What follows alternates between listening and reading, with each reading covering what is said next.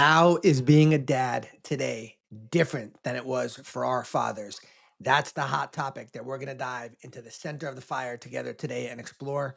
Welcome to the Man on Fire Rising podcast. I am your host and the creator of Man on Fire, David Mehler, and today we welcome a very special guest. And why is he special? He is my best friend for 54 years. We are both 58 years old. He has two children who are fraternal twins who are a week away from turning 24 years old. So, who better to ask than how is it being a dad today different than it was for our fathers? Michael Halperin, welcome. Thank you, David. It's great to be here, and yeah, this is a really important topic. This is my life. The topic hits directly to a big part of who I am and what I do day to day. So I'm excited to share my experiences with everybody. And just as a side note, I remember like it was yesterday when your kids were born. I was moved to tears. I remember seeing both of them and I'm like, oh my God, I can't believe this. My best friend in the world just had kids. And I was like, here we are. How did 24 years go by so fast? It's crazy. Yeah, yeah, and people warn you and they tell you that moment changes everything, and it truly does. Like you have a new set of priorities. It just everything that you used to prioritize now is up for negotiation. So talk to the viewers right now on our podcast, whether they're just on audio, whether they're on video. Like, what was it like for our dads, to be dads back then? And how's it different than, how to be a dad today? Like, what's the differences? Yeah, so when I think back to growing up, I just remember my dad working all the time. That was it. My mom was a stay-at-home mom. Dad was always working, and a lot of my childhood memories with my father was him sitting in the chair after work or even on a Saturday late afternoon after because he worked most Saturdays, um, exhausted, tired. So all those times where he said, "Oh yeah, tomorrow we'll go have a catch or we'll go do this or we'll go do that." I remember so many times he just wasn't up for it. He didn't have the energy for it. And his priority was providing, providing. He really struggled in school growing up. He actually had dyslexia. They didn't know what that was back then. And he was what I would call a street smart person, was successful in business, worked his butt off, and he loved my brother and I. Like we knew that, we felt that, but there wasn't a lot of time that we had back then during childhood because he was so focused on providing. And I think that was what was common for that generation. Like, I don't remember what year your dad was born. My dad was born in 1934. When was your dad? So that's a great point, David. My dad was born in 26. And my grandfather, who I never met, never knew, he had passed before my parents even married. Um, he had his own business and was successful. And the depression hit, and my dad was a young boy. He was, you know, 5 years old, and my grandfather lost everything. And I think going from feeling safe and comfortable to living through the depression as a young boy was that fear inside of my father. I think it was fear that led him through his priority being provide, provide, provide, because he saw it all, like everything disappear um, during his childhood. And when we talk about provide, guys, it's what are we really talking about? Is that every man, as a father, wants to make sure that he provides for his wife, he provides for his children. There's food on the plate. There's a roof over your head. The kids can go to school. If they're lucky, they get to go to day camp or sleepaway camp. But for the most part, we knew in our father's generation, their role was to provide. And I'd say most of them did a phenomenal job at that. We also went into some previous podcasts where I explained that as much as it's innate for a man to provide, and as much as it comes from a place of deep service because it's who he is at his core, there's also a part of a man that simply provides so that he won't feel like he's not enough. Like nobody wants to feel like I'm not good enough, I'm a loser, I'm inept, I'm inadequate, I'm not dumb enough. I don't want my family to be homeless. They deserve better, and I don't want to feel like a worthless piece of crap. So I better work hard to make sure I can provide. And most men do a phenomenal job at that. But then there's another P that our fathers were really good at, and it was protecting.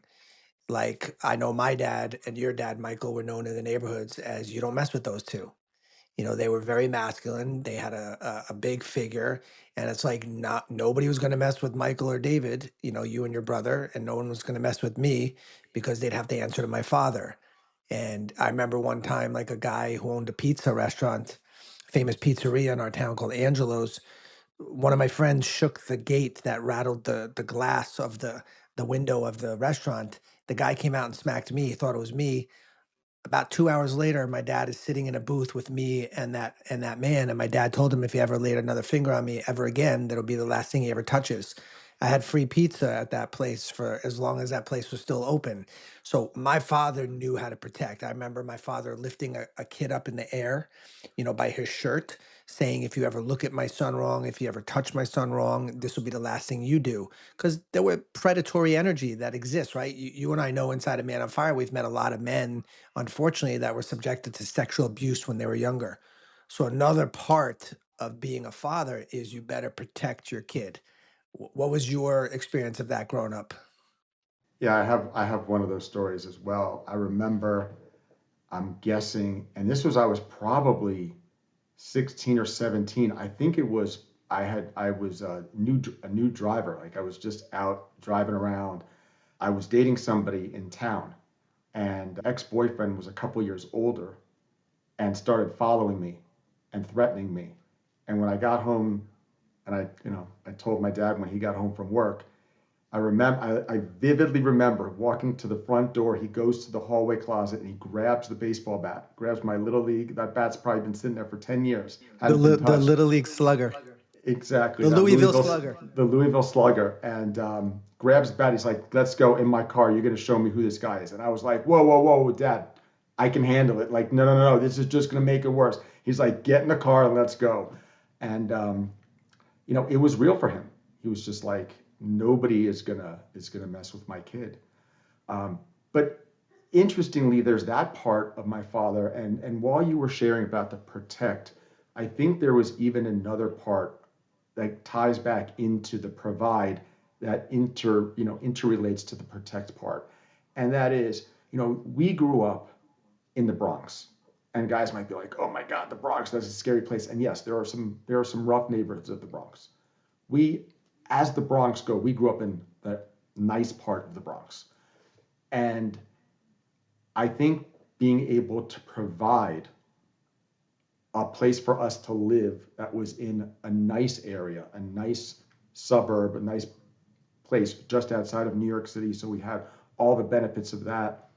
Also went deep to my father's core of that was also part of the provide and protect was sort of intertwined as one thing for him as well. Like being really aware of culturally what are we being exposed to. So the providing and protecting to make sure that my children grow up in a neighborhood that's safe, in a neighborhood that, you know, could be affluent, in a neighborhood that could really, you know, put my son in a position or my daughter in a position to thrive in life rather than feel unsafe or, you know, be around a certain energy where it pulls you down as opposed to, you know, lifts you up. So that's a great point. And that kind of leads us into the next thing, which is that was great for that generation. Like, we didn't expect dad to necessarily show up at our baseball game. We didn't expect to come home and dad have enough energy or time to play with us. It was understood that no, dad works and dad's entitled to rest. Today is different. You know, you and I were born in 67. Our dads were born in the late 20s, early 30s. Like, being a dad today is so different than that generation. And there's another thing that is being asked of us as fathers is not just provide, not just protect, but this thing called being present, which we all know and we'll talk about in a future podcast. That's what ruins marriages when a husband can't be present. So talk to us a little bit about what does that mean to you to actually be present? Yeah, so I think for a lot of us, we think showing up is enough. I'm home for dinner. We do family dinner, whether it's one night a week or it's every night, whatever your Or I'm house. at my kid's baseball game. I'm at my daughter's Exactly. play. I'm showing up. Right. I'm there. I'm physically there. But that's it. It's a shell. There might as well be a cardboard cutout of you sitting there because you're not actually present. Your mind is somewhere else. Your mind is still at work. Your mind could even be like, oh my God, I can't wait, believe we're at this kid's birthday party and the game is on right now and I can't watch the game, right? And you're on your phone, and you're updating the score, right? You're holding the phone low down where you think you're getting away with it, but it's not about getting away with anything. You're choosing to be there and yet you're not actually fully there. And so whether it's at the game or it's at a recital or you name it, your kids can feel that. And equally importantly is your wife can feel that. And back then, Mike, I don't remember our moms complaining about that stuff, like yelling at our dads, "Why can't you be present? Why do you have to be looking?" Well, there was no phones back then, so she wasn't saying, "Why are you looking at your phone?" But there was not. It was like understood. No, dad worked hard, and now he doesn't need to be present. It was almost like a pass. But today, it like will create divorce for a man. It will create children that we've learned through our 4-day immersions that we run, where they hold all this resentment and judgment and upset towards their father. You were never present when I was younger. Yeah, you were at my baseball game, but you were on your phone. Yeah, you were at my play, but you weren't like, oh my God, like so like being present, it's a whole new skill set for men to develop. Yeah. You're as you're talking, it's bringing up memories that I didn't. There's some memories that I've been connected to, and there are other things that are coming for me right now. I'm like, wait a second, I never even considered this. And I'll share one that I've always been aware of, and we played little league together. And one mom carpooled us on Saturday mornings, and we were probably like 7 kids in a station wagon or more. We all Yeah, the piled Brady in. Bunch station wagons. Exactly, and 3 of us are sitting in the third row in the back, facing the opposite direction. No seatbelts. And I don't remember my parents ever coming to a game. But here's the crazy part. I don't remember that as oh man, I can't believe my parents didn't come. It just wasn't a it wasn't an expectation. It was a different cultural expectation that we had as kids back in the 60s, 70s, maybe even 80s. And today's so different. Yeah, yeah. And I'm gonna just share this one with you that I never considered, never even thought of till just now. My junior and senior year of high school, I played a varsity sport. Now, granted, we played our our matches on weekly afternoons. It was during the week.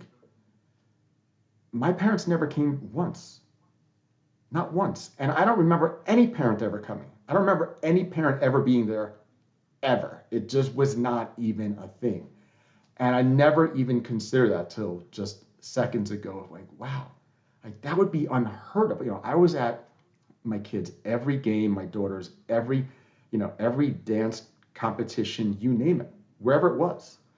Um, and so it's really why I'm smiling is because the expectation, what's required of us today, is so different than what it was for us growing up, for what it was for our fathers.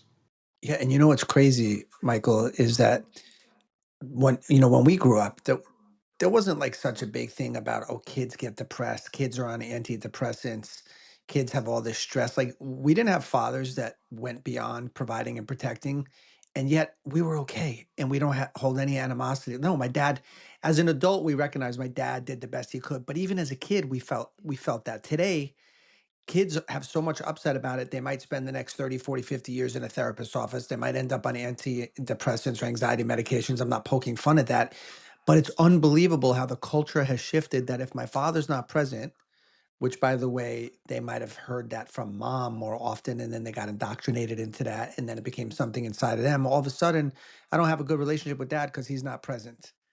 And so it's just different times. And so I know one of the reasons I wanted to speak to you is I've gotten to witness you over the years as a very present father.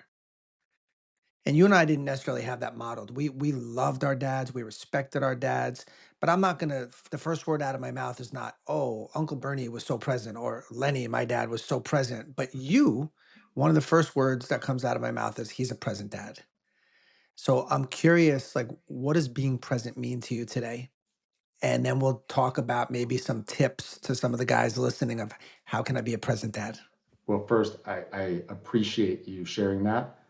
Um, my experience is my experience. I don't do it for accolades or for anybody to pat me on the back. I do it just because I love my children dearly, and my soul, my sole purpose around it is truly one thing.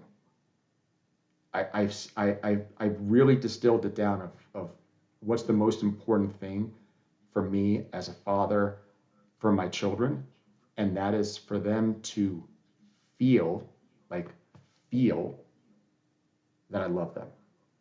And let's have some discernment around that because my father minimum called me 20 times a day growing up because at age 13 he moved out and his words were always I love you. And I came to learn and by the way, I know that he adored me. He absolutely loved me. There's no questioning that. But more often than not, it's interesting because when somebody says I love you, what's really being said is do you love me? Right? Because they want the affirmation. They want you to say it back. So what I didn't get from him and what a lot of fathers weren't able to necessarily give, and even today with all the men that we work with inside of Man on Fire, is guys today are so stuck in their heads. They're so disconnected from connecting to themselves, so disconnected from feeling, so disconnected from feeling other people's emotions, their children's emotions, their wife's emotions, that of course they're going to be seen as he's not present because he's swimming in his head. He's swimming in a sea of thoughts. He's swimming in a sea of problems. So he's not here right now. Yeah, he's at my game, but he's not here. Yeah, he's talking to me, but he's not here. He doesn't even know my favorite color. He might not even know what color my eyes are. So I know that one of the things you and I are passionate about is how to get guys out of their head, bring them back into their body, bring them back into their hearts, which helps them be present. What does that mean? It means when you say to your kid, "Hey, how'd it go today?" And he says, "Good," you're present enough to say, "No, it didn't. Tell me what's going on." Or you can tell that your daughter's upset about something. She just went through a possible breakup with her boyfriend. And if you're not present, you miss that. "Oh, how's everything, sweetie?" "Good, dad." But if you're present, you don't miss that. And, you know, I know, Michael, about 10 years ago, you came into Man on Fire initially, like just as a participant to see what I was up to and to witness like you were already amazing 10 years ago, but what's transpired in the last 10 years is such a sacred journey that you've made into being able to feel and being able to open up to a whole new level of being present and bringing presence. Speak a little bit about how that impacted your children because you were already a great dad, but what's been the transition of you being able to be more present now, more in your heart now, more in your feelings now, more empathy now, more compassion now? How has that impacted your children? Mostly around my son. I'm sure it's been a huge part with my daughter as well, but for some reason I am clear that it's been a huge impact around my relationship with my son because shortly after Man on Fire, meaning I went to my immersion and my And that's our signature 4-day event. For anyone listening that doesn't know what he's talking about, we hold a 4-day event for men. About 25 to 30 guys gather in a room. And for 4 straight days, we're just being raw, we're being real, we're crying together, we're laughing together, we're screaming together, we're raging together, we're breathing together, we're stripping away all the armor, we're digging up all the emotions that got buried that later in life becomes a heart attack, cancer, or a stroke. And we're just holding each other to the fire of what are we really made of, like bringing our true potential out and like really helping a man get out of his head and get back into his heart so he could be more present in every phase of his life. What do we see? People having an increase in their income, people going after their mission, fathers all of a sudden repairing relationships with their kids, with their wife. It's just incredible to witness what happens when you gather men together and you finally get real and raw and tell the truth. And there's no more hiding, no more masks, no more social masks. And boom, amazing things happen with men when we gather in a space that's safe, that's sacred, that allows a man to finally tap into the essence of who he truly is. Because most men are sleepwalking through life. So I just wanted to make sure that the listeners knew exactly what you meant when you were talking about your 4-day immersion. Yeah. So the first thing I did when I got home from that event, interestingly, was the next weekend, the next Saturday, I think it was, that morning, I told my son in advance, hey, we're going to go for breakfast on Saturday morning, just the two of us. And I remember having that breakfast with him. And what I shared with him was that he's going to start seeing different sides of me, like more of me. He was 13 at the time. So I remember trying to explain it to him in a way that he would understand, of saying, hey, I know you've seen a version of me, like you see me a certain way.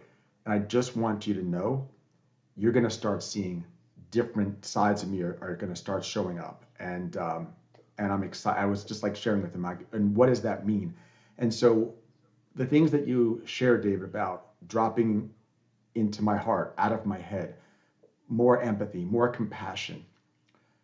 At that event, I could really connect to seeing how I saw my dad as, in a lot of ways, as a tough disciplinarian, that my son saw mostly that part of me. I mean, I was involved with him. I'd sit for hours on the floor with him, building Legos or playing in the backyard and doing those things. But I really could connect to so much of our communication was, hey, did you do your homework? Hey, why is your clothing on the floor? Why didn't you put it on the hamper? Hey, bud, the towel was on the floor in the bathroom. The hook is 3 feet up from the floor. Why don't you hang it up? Like I could feel he was getting so much of that part of me and not really who I am, like my essence of who I am as a man. Right. And just to be clear for guys listening right now, it's not that those things aren't required as part of fatherhood, but I think what you're speaking to is there was a part of you that hadn't emerged yet, a part of you that hadn't fully developed yet, that was going to be able to pierce and penetrate into a new depth in your relationship with your son. So, yeah, carry on. Right. I'm not making that part wrong. I'm just saying is I felt like he was only seeing or felt like that was a lot of what I was giving Yeah, him. like the scale was tipped too far to one side. Correct. Correct. And so I started creating for us, for my son and I, rituals, literal rituals. Um, as he got a little older, he got into football, just watching it. And so Monday Night Football was a religious holiday for us. It was the two of us for years. We had our place where we would go and have our wings, and we would literally have wings as an appetizer and wings for dinner, as dinner, and we would sit there. And I'll just tell you a quick story. We're several years into this, and it was just him and I. That was it. It was sacred. It was, Because you used to have daddy daughter date night. and So, I and we still do. My daughter and I. My daughter lives in New York City, a little over an hour from where I live, and again, that's a father-daughter ritual that I hold sacred. And my wife all the time was like, "Oh, I want to go there. I want to go. I've never been to that restaurant. Can I go with you guys?" And I look at her with see, this. later I was going to ask you what are 2 or 3 tips you can give the guys. So already one of them is daddy daughter date night and father son bonding night. Okay, got it. So we got one tip out of the way, but go But back to hang your on, I story got to now tell to you the Jack. story. I got to tell you the story. So after several years of Monday Night Football ritual, my wife is like, "Come on!" Like my wife and my daughter are into football as well. We watch it as a family too. But my wife was like, "Come on, let's just come one time. It's no big deal. Let's just." And I looked at my son. I didn't just say yes. I said, "Hey, bud, what do you think?" And he's like, "Fine, they can come." And I knew within 5 minutes, my wife ordered a glass of wine. The wine got knocked over and spilled all over the wings. Like within minutes of our sacred space, and I am crying, laughing with my son. And my wife is literally at the table, and she's like, "I'm so sorry to ruin your place, like your time together," and never asked again. And so, and there's the playful side of that, like, right? Because we could have fun with that. But yeah, it's the other piece of it, David, that I think is really important is I asked my wife the other day, because you had invited me to do this, and I asked my wife, what's your like, what's your perspective? Like, how do you see me as a father? And her reflection back to me just was unbelievable for me to receive. And she shared with me, her words were, "You, you are the leader in the house, the disciplinarian, and you also hold this safe space for the kids to come to you with whatever's going on in their life." And that just cut right to the center of my heart. Wow. Hold on. Give me a second. I got a little bit teary eyed here.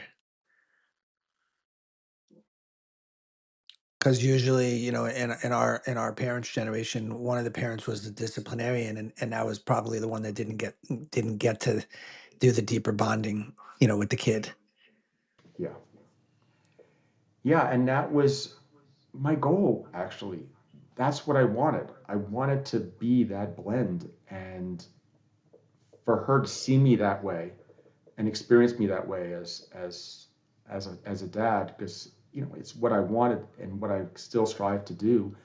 But you always can feel successful to a certain degree and can think of thousands of mistakes that I've made over the years. But that's truly the combination of how I want to show up and what I want to model for my kids. Yeah, that's beautiful, Michael. So just to put you on the spot a little, like, what are some things, or how do you see that impacting kids today, regardless of what age they are, when they have a father that is truly learning how to be present? What like speak to some of the ways that would play out in life. So guys have like an understanding of this leads to this. Because you did all of this, you eventually have this. Yeah, so I was really close with my dad to a degree, but there were definitely things I would not come to him with. Like I would consciously, like I knew, like, oh, I'm not telling my dad that. Like, there's no way. And I know that I broke that cycle where there are things and challenges or mess ups, and my kids come to me and they know I'm not going to just tell them, hey, it's okay, like no big deal. But they know that I'm going to hold that space for them where they can feel safe to share that with me, take accountability, and then know I've got their back to whatever degree I need to without cleaning it up for them. Right. Right? There's that fine line of wanting to clean up our kids' messes. Yeah. Like our dads with the physical part, with the protect, they didn't, our fathers didn't always let us handle our business because they had their own stuff where they just wanted to jump in and make sure that it never got to that part. Um, Yeah, Mike, and what just for clarity, like what I'm really hearing you say, in case anyone's getting confused, is rather than meeting a situation with logic, with thought, with reason, analysis, logic, discipline, which is all necessary, there's an emotional intelligence that you're bringing to the table, and the reward of that is secrets that we buried as kids, you and I, that we didn't feel we could tell our parents. You create a safe space for your kids to tell you anything. I mean, God forbid, because there are guys listening right now, like one of their kids, somebody listening right now, their kid has either taken or is considering taking their life. Imagine, because you learn to be present as a father, your son tells you, I'm hurting, I'm thinking of hurting myself. Like, oh my God, that's that's the byproduct of being a present father. I mean, we know people who their kids took their life, right? And that's not to punish that man. That's not to have anybody wallow in shame or guilt around that. But there's something sacred that happens when a man really learns to be present, which, by the way, requires an enormous amount of healing. Looking at our own stuff that we buried, the hurts, the wounds, the traumas, and getting out of our head so we can finally be present with another human being. That's what we're teaching men inside of Man on Fire. But Michael, I think what you're really saying is you get to foster a deeper relationship with your kids where you can become a confidant, where they could trust you and feel safe with basically telling you anything, because they know that your first impulse is not going to be judgment. Your first impulse is going to be led with heart. Yeah, absolutely. Absolutely. So And I beautiful. think the big byproduct of that is modeling that for them as their father. My kids can create that for themselves in their own lives, whether it's for their friends, for each other. Even my kids can do that for each other. And also, it it sets the bar for who they're going to end up with. What type of man does my daughter end up with? What type of relationship does my son create with his future partner? Yeah, and we're going to get into that in a future podcast. Don't give away too much, but we know you got to walk the talk. We know that.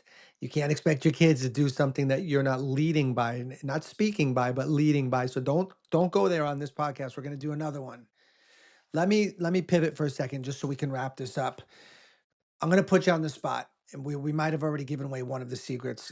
Two tips that you have for guys right now listening of how do I up level from just being a provider and protector to all of a sudden also being able to be more present? What's one or two tips that you could give a guy? All right, here's a simple one, like super simple. Might not be so easy. It's simple in concept, but might not be so easy to enact. Don't bring your phone everywhere you go when it's time to be with your family. Whether it's dinner time, you're at the dinner table, don't put the phone down on the table. Don't put it Leave work at work. don't put the phone face down either, as if you think, oh, I can't see it light up. It's still on the table. It's still in your peripheral. It's still drawing you. You're still connected to that. You're not fully present with the family. Beautiful. So number one is leave your phone on the charging station and sit down with your kids or sit down with your wife, sit at the table, no phone.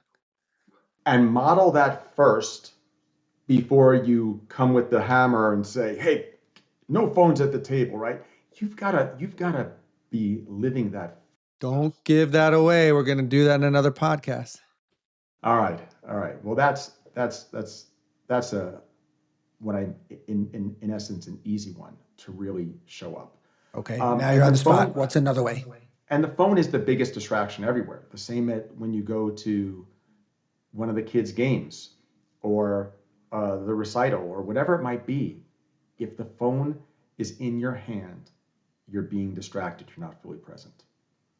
And worse, you're there and then you're pacing behind the stands or wherever you are and you're taking calls and you're doing emails or you're scrolling social media or whatever the distraction is. It doesn't matter what it is on the phone. It's that the phone is being a distraction Understood. and you're not Give me showing the up. second tip. The other big tip I would say that was monumental in my relationship with my kids was one-on-one time. A big part, like for my daughter when she was younger, was let's go take the dog for a walk. And we would literally just go on a walk. It could have been 15 minutes. Sometimes it turned into 30, 40 minutes. And I'd ask her one or two questions throughout that whole time, like the macro questions, and maybe I'd pepper in some follow-ups, and just she would just share and share and share, and I learned so much more about her and what she wanted in life, and or about her friends, or about a boy, or whatever it was. Just that one-on-one time, just like the one-on-one time with my son. You know, you don't have to wait for football season to have that one-on-one time. Yep. But I'm hearing you say something that I want to make sure that the listeners really heard because it was implicit, but I want to make sure that we conveyed this. Most of us as fathers think that we are the teachers, we are the gurus, we are the guides, we are the mentors. And so we impart wisdom on our kids and we want to constantly teach them, which means we're constantly talking. And what I heard you just say is that you asked questions. So just go into that for a minute or two and then we'll wrap it up. Yeah, so I'm going to take full ownership of something here. I am so guilty, and I'll share this little quip that my both of my kids have said plenty of times throughout the years, and that is, Dad, don't turn this into a teaching moment, right? Because I am notorious to want to turn life experience into a life lesson. Like, hey, Like, let's pause for a second, see what happened here, see the consequences, whether it was something in our family or something that we saw on TV, something that we heard on the news, something, good or something terrible. So it's it's shutting the F up and holding that space so they can share. And then they talk and talk and talk, and they feel so much more connected to you, and you didn't even have to say much. Because again, that's the safe space that you're creating. So putting down, needing them to get a life lesson in each and every conversation, dropping in and being present, asking questions, zipping the lip, and giving them the joy and the freedom to just share whatever they want to share, because everyone deep down just wants to be heard. Everyone wants to be seen. Everyone wants to be acknowledged. Everyone wants to be understood. So one of the superpowers of being a dad today is part of being present is in growing your capacity to just simply listen. And you don't have to force the teaching down their throat, because we all know that when the student's ready, the teacher will appear. We know as a father, we're always planting crops, we're always watering the soil, and we're going to trust that they're going to grow into that mighty oak tree. But we can't try to give them a lesson in each and every interaction, because then they're not going to feel like you're really with them. So, Michael, once again, I applaud you for me getting to witness you being an incredible dad. And then, as good as you were, you decided to take it from good to great, from great to extraordinary, from extraordinary to phenomenal. You dove deep into your healing work, which, by the way, the tip number 3 is, get involved in doing some deep internal healing work, like unearth some of the stuff you buried, some of the stuff that's keeping you up in your head, that's not allowing you to really be feeling everything and fully present with another human being. Find yourself a men's group, whether it's Man on Fire or something else.